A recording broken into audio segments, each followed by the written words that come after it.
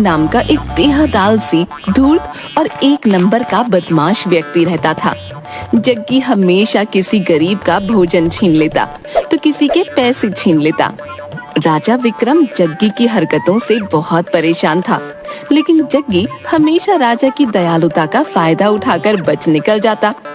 एक दिन जग्गी एक पेड़ के नीचे आराम कर रहा था कि तभी उसने देखा गांव के मुखिया सुखिया चाचा बड़े सज धज कर राजमहल की ओर जा रहे थे।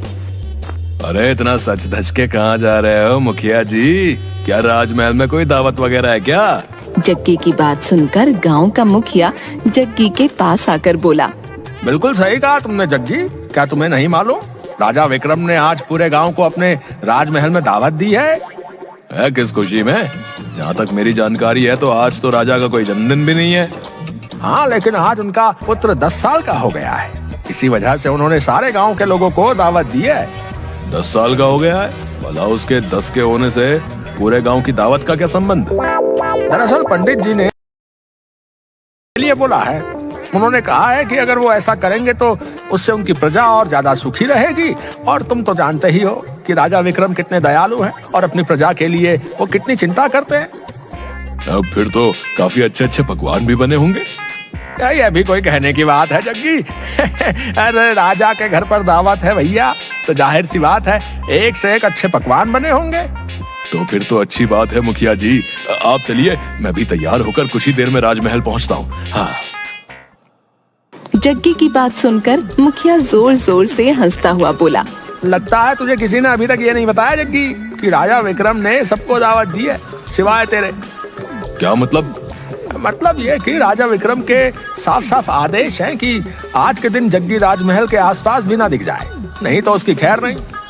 ये तो राजा की बहुत ज्यादा गलत बात है। मुखिया जी, क्या मैं इस गांव का व्यक्ति नहीं हूँ? बड़ा दयालु बना फिरता है।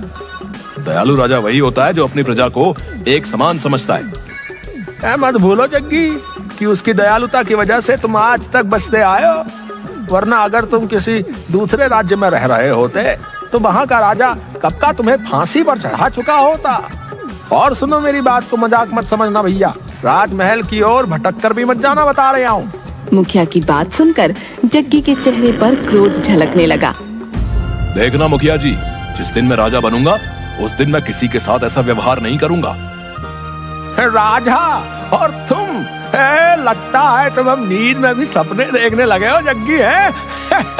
अरे तुम्हारे जैसे मक्कार और चोर कभी राजा नहीं बनते भैया।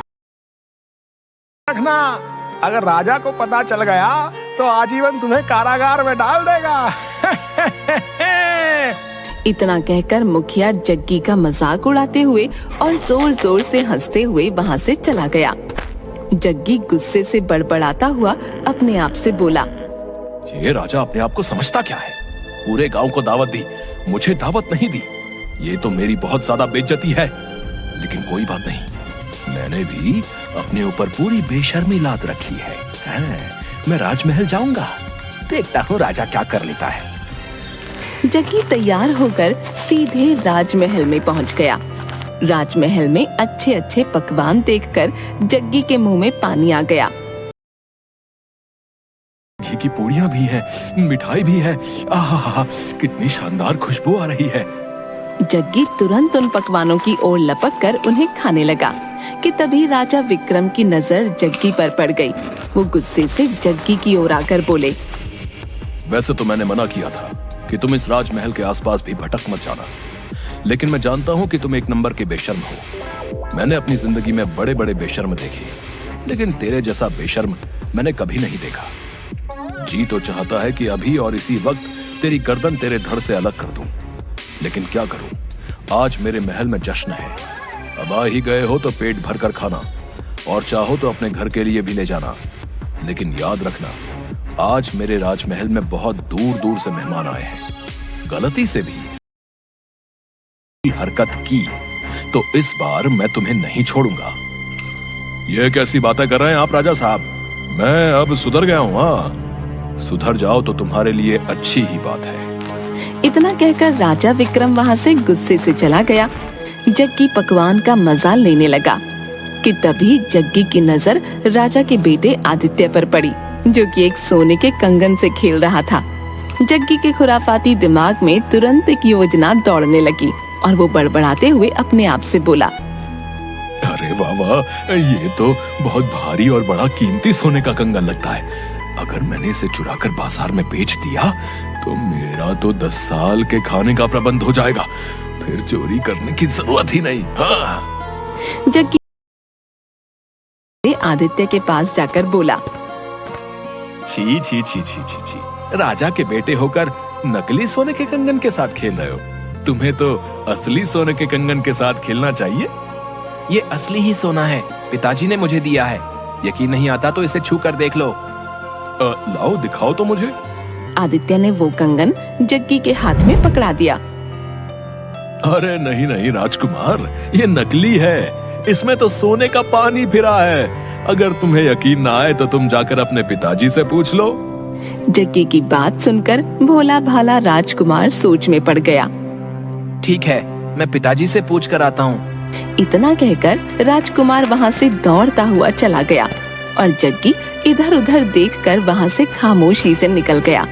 राजकुमार को खाली हाथ देख राजा विक्रम ने राजकुमार से पूछा, तुम्हारे हाथ में शाही सोने का कंगन था, वो कहाँ है बेटा? राजकुमार ने सारी बात विक्रम को बता दी। राजकुमार की बात सुनते ही राजा विक्रम समझ गया कि ये सब जग्गी की ही करामात है। राजा विक्रम गुस्से से बोला, बस बहुत हद पार कर दी। राजकुमार को बेवकूफ बनाकर सोने का कंगन चुरा कर ले गया। सैनिकों को बुलाओ।